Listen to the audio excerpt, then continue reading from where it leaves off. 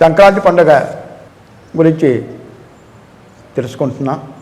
సంక్రాంతి ముందు రోజు భోగి పండుగ విశేషంగా జరుపుకుంటున్నాం. మర్నాడు ఉత్తరాయణ పుణ్యకాలం రోజుని మకర సంక్రమణం పుణ్యకాలముగా మకర సంక్రాంతిగా పండుగ పెద్ద పండుగగా మనం ఆనందోత్సాహాలతో జరుపుకుంటున్నాం. సంక్రాంతి మరునాడు పండుగ కనుమ పండుగ.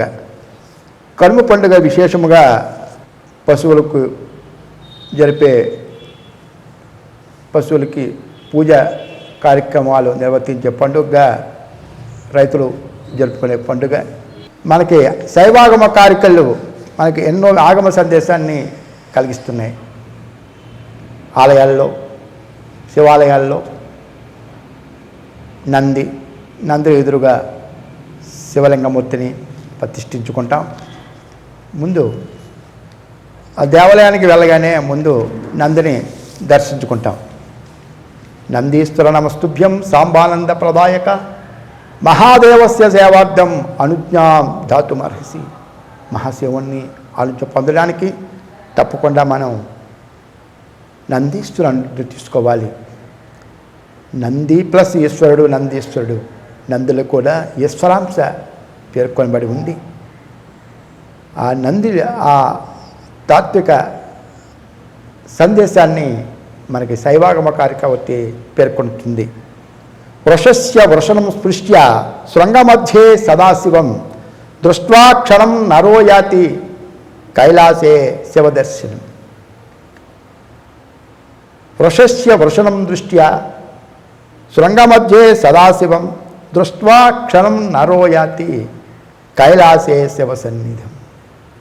కైలాసంలో ఉండే శివుని సన్నిధిని మనకి ఇక్కడ దర్శింపచేస్తున్నారు ఆగమవేత్తలు.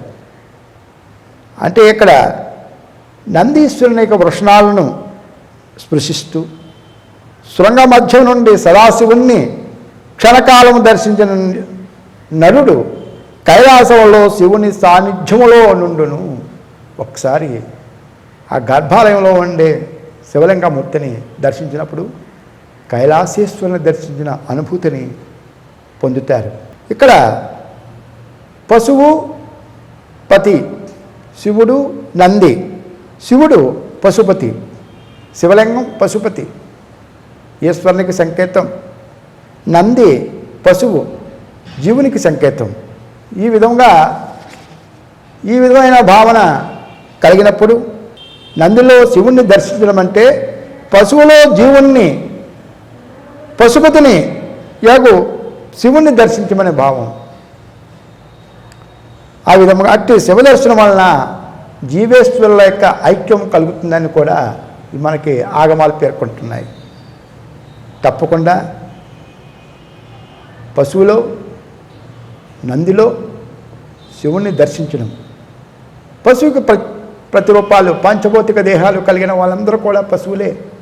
వాటిలో కూడా చక్కగా ఆ పరమేశ్వరుని దర్శించాలనే జ్ఞానాన్ని మనకు ఇక్కడ కలిగిస్తున్నాయి.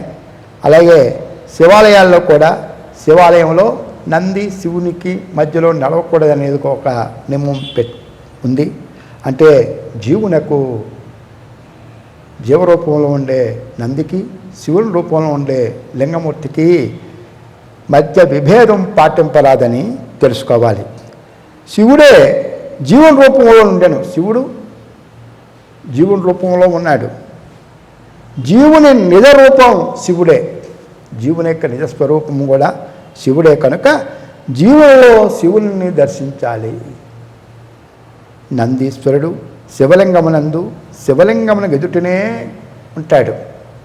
అతడు ప్రపంచం వైపు వీపును పరమాత్మ వైపు ముఖం పెట్టి పరమశివుణ్ణే చూస్తుంటాడు. అట్లే సాధకుడు తన ఆత్మనే లక్ష్యముగా నుంచుకొని చూడాలి. ఇక్కడ మనం ప్రధానంగా గమనించవలసింది జీవసేవే శివసేవ అనే తాత్విక విషయాన్ని మనకి ఇక్కడ తెలియజేస్తుంటారు. పరమేశ్వరుడు ఎన్ని రూపాల్లో ఉన్నాడు, అనేక రూపాల్లో ఉన్నాడు.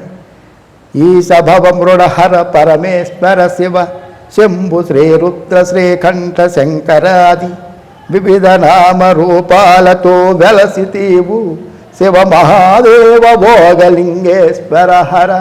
శివుడు, భవుడు, మురుడు, హరుడు, పరమేశ్వరుడు, శివుడు, శంభువు, శ్రీరుద్రుడు, శ్రీకంఠుడు, శంకరుడు మొన్న అనేక రూపాలతోటి ఆయన వ్యవహరించబడుతున్నాడు.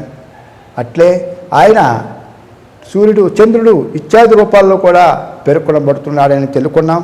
అలాగే భాస్కర హర మహారుద్ర బ్రహ్మ విష్ణు కృష్ణ రాఘవ భార్గవ కేశవాది.